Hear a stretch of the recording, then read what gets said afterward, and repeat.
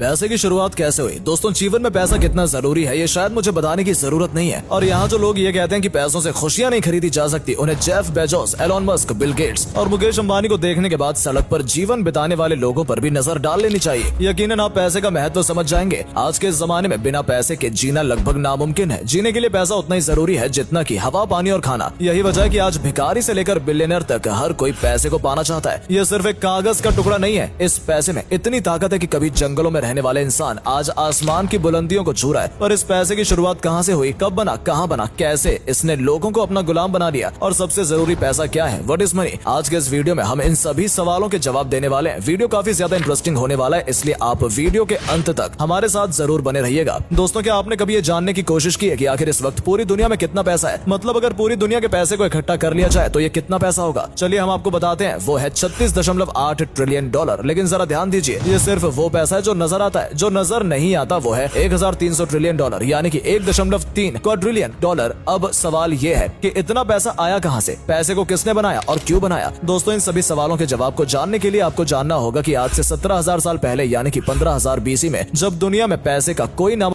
नहीं था, उस समय इंसान छोटे छोटे कबीलों में ही रहा करते थे। उनके जीवन का एकमात्र उद्देश्य था खुद को जिंदा रखना, जिसके लिए वो शिकार किया करते थे। लेकिन हर दिन उतना शिकार मिल पाना जिससे इनके पूरे कबीले का पेट भर जाए, ये पॉसिबल नहीं था। पर भूख तो कोई नहीं रोक सकता। इनकी ये भूख ही थी जिसने इस कबीले को दूसरे कबीले से जोड़ा और ये एक दूसरे से चीजों का आदान प्रदान करने लगे। ये अपने हथियारों के बदले ताजा मांस लेते थे और इसी तरह से उस समय बार्टरिंग सिस्टम का जन्म हुआ, यानी कि एक सामान के बदले दूसरे सामान को देना। रिसर्चर्स की माने तो इस बार्टरिंग सिस्टम की शुरुआत करने वाले मेसोपोटामियन ट्राइब थे, जो साउथ वेस्ट एशिया के मेसोपोटामियन रीजन में रहा करते थे। आज के समय में यहाँ पर इराक है। बार्टरिंग सिस्टम ने लोगों के अंदर कई तरह के परिवर्तन लाए, जिसमें सबसे इंपॉर्टेंट था ट्रेड। लोग एक दूसरे से अब ट्रेड करने लगे थे। जो लोग एक समय अपने भोजन के लिए एक दूसरे के खून के प्यासे हुआ करते थे, वो अब व्यापार करने लगे थे। इसी के साथ समय बीतता गया और आबादी बढ़ती गई। हजारों साल बाद जब लोग शिकार के साथ साथ अनाज उगाने लगे तो उन्हें बार्टरिंग सिस्टम में कई तरह की खामियां देखने को मिली। आबादी अधिक होने की वजह से उन्हें ये याद रखने में कठिनाई होने लगी कि किस इंसान को उन्होंने क्या दिया है और किससे क्या लेना है। इस समस्या से बचने के लिए उन्होंने मिट्टी के टुकड़े के ऊपर लिखना शुरू कर दिया, जिससे अकाउंटिंग की शुरुआत हुई। लेकिन अभी भी बार्टरिंग सिस्टम में कई तरह की खामियां थी, जिसमें सबसे बड़ी कमी ये थी कि बार्टरिंग सिस्टम के लिए दो लोगों की रजामंदी जरूर होती थी। जिसमें सबसे बड़ी कमी ये थी कि बार्टरिंग सिस्टम के लिए दो लोगों की रजामंदी जरूरी होती है, क्योंकि कई बार ट्रेड करते समय एक इंसान को तो उसकी जरूरत का सामान मिल जाता था, लेकिन अगले व्यक्ति को वो चीज नहीं चाहिए होती थी जो सामान वाला उसे दे रहा है। इसलिए एक समय के बाद इस तरह से ट्रेड को करना काफी मुश्किल हो गया और इस समय से छुटकारा पाने के लिए पैसों को जन्म दिया गया। लेकिन ये पैसे वो पैसे नहीं थे जो आज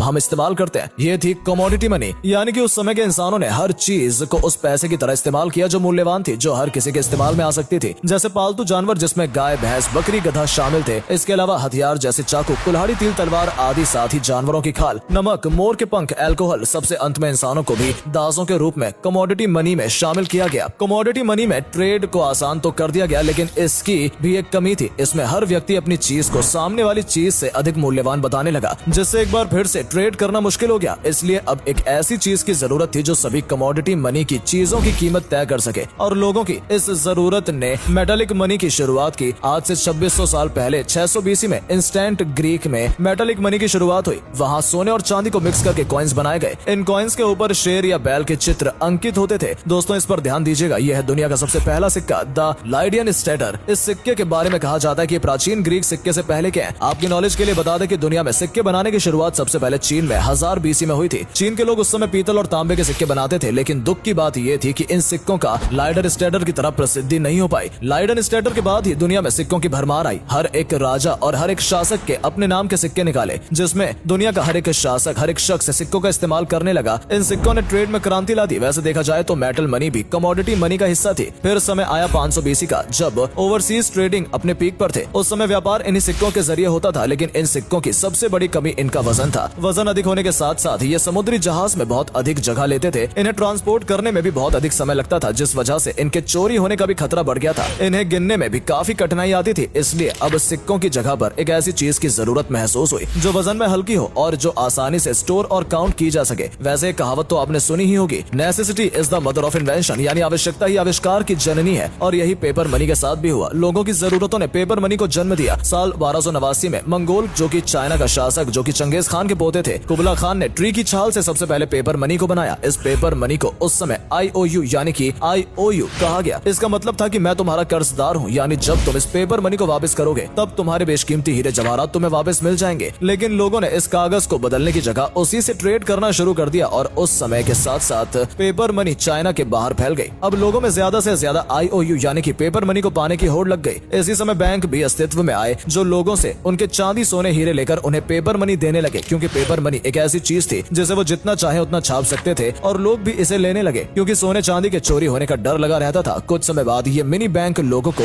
IOUs उधार देने लगे, जिससे पूरी दुनिया में पेपर मनी की बारिश होने लगी। पेपर मनी की अधिकता ने महंगाई को जन्म दिया। जो सामान एक IOU में मिलता था वो अब 10 IOU में मिलने लगा। बैंक में उतने सोने के सिक्के नहीं थे जितने की बाहर देश में पेपर मनी मौजूद थे। इस बात की खबर जब लोगों को हुई तो वो अपने सिक्कों को लेने के लिए बैंकों की तरफ दौड़ पड़े, लेकिन बैंक्स ने खुद को दिवालिया घोषित कर दिया। अब लोगों का बैंक्स पर से भरोसा उठ गया। लोगों के पास जो बचे कुछ सिक्के थे वो उसे अपने पास घर पर छुपा कर रखने लगे। पैसे का सर्कुलेशन भी अब पहले से बहुत कम हो गया, जिससे लोगों को भारी मुसीबतों का सामना करना पड़ा। फिर समय आया 1816 का, जब ब्रिटेन ने एक लॉ के तहत ये अनाउंसमेंट किया कि अब उनके पास जितना गोल्ड होगा वो उतने ही पेपर मनी प्रिंट करेंगे, जिससे महंगाई नहीं बढ़ेगी और कर्ज भी एक लिमिट में ही दी जाएगी। इस तरह से ब्रिटेन ने अपने पेपर मनी को गोल्ड के स्टैंडर्ड के मुताबिक कर दिया और कुछ ही समय में ब्रिटेन को देखकर बाकी सारी कंट्रीज ने भी अपने पेपर मनी को गोल्ड स्टैंडर्ड के मुताबिक कर दिया। जिसके बाद साल 1900 में यूनाइटेड स्टेट्स ने भी गोल्ड स्टैंडर्ड को अपना लिया, लेकिन उन्हें नहीं पता था कि इसके आगे जो होने वाला था वो काफी भयानक है। दोस्तों, देश में जब पैसा ज्यादा होता है तो इन्फ्लेशन होता है, यानी महंगाई बढ़ती है, लेकिन जब पैसा कम होता है तो डिफ्लेशन होता है, जो महंगाई से भी ज्यादा खतरनाक होता है। और साल 1930 में यही हुआ। यूएसए में डिफ्लेशन हो गया और क्योंकि चीजों की कीमत कम होने की वजह से कंपनी इतना पैसा नहीं कमा पा रही थी कि वो अपने एम्प्लॉय को सैलरी दे सके। ऐसी सिचुएशन में लोगों के पास ना ही जॉब था और ना ही पैसा, जिसके बाद इस मुसीबत से बचने के लिए साल 1933 में प्रेसिडेंट फ्रैंकलिन डी रूजवेल्ट ने गोल्ड और डॉलर के कनेक्शन को हमेशा के लिए खत्म कर दिया, जिससे बैंक के पास उनकी फिर से पुरानी ताकत लौट आई और अब वो एक बार फिर से धड़ल्ले से नोट छापने लगे। और फिर कुछ इसी समय बाद इन्फ्लेशन की नौबत आ गई, जिसे कंट्रोल करने के लिए एक बार फिर से अमेरिका ने सेंट्रल बैंक फेड की स्थापना की, जिसका काम ये रेगुलेट करना था कि देश में पैसा ना तो ज्यादा हो और ना ही कम हो, लेकिन वो पैसा IOU जैसे लोग गोल्ड में कन्वर्ट कर सकते थे। अब वो एक कागज का टुकड़ा बनकर रह गया था जिसे फाइट मनी कहा गया। दोस्तों, दुनिया में जितनी भी करेंसी है वो सभी फाइट मनी है। फाइट मनी यानी कि वो करेंसी जिसका कोई आंतरिक मूल्य नहीं है, लेकिन सरकार द्वारा लीगल टेंडर यानी कि कानूनी मुद्रा के रूप में स्वीकार किया गया है। इसलिए ये कागज की करेंसी हमें वो सब कुछ दिलाती है जिसकी हम चाह रखते हैं। तो दोस्तों, आज के वीडियो में फिलहाल इतना ही। उम्मीद है आपको काफी कुछ जानने को और समझने को मिला होगा। दोस्तों, इस तरह के और भी टॉपिक आपको हिस्ट्री पर चाहिए तो नीचे कमेंट करके जरूर बताइए, और अगर आपको कुछ नया सीखने को मिला हो तो वीडियो को लाइक और शेयर करना बिल्कुल ना भूलें। धन्यवाद।